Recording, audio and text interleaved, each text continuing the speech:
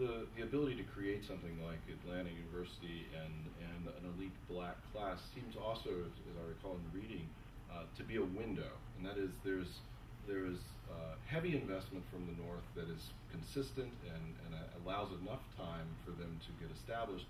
But as you get closer to the end, as you get closer to the race ride, you get the sense that the tolerance of this presence of successful African American, primarily males, is dwindling, and there's pressure, and there is the closing of perhaps the end of Reconstruction, if you will, in some sense. How do you see that?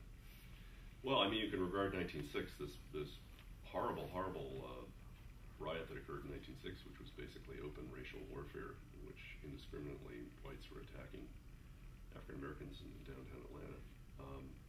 To me, that's the end of the fiction of the New South, in a sense, because there it is, kind of exposed what white supremacy is and what it can mean.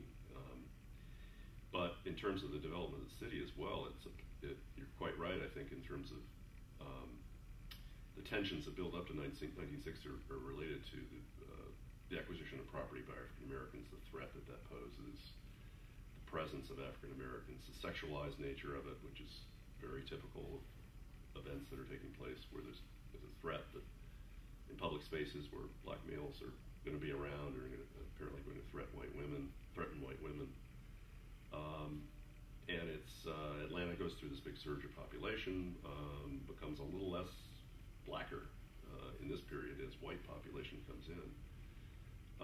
So how do you manage all this? This is a challenge to the legacy of Henry Grady. You know, the whole thing that Grady was selling was that, you know, come in, northern investors, come and invest in this place because we're not like the rest of the South.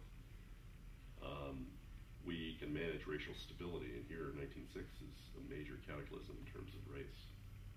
Interesting moment, to me, sort of a bookend for the development of the city and the development of the South.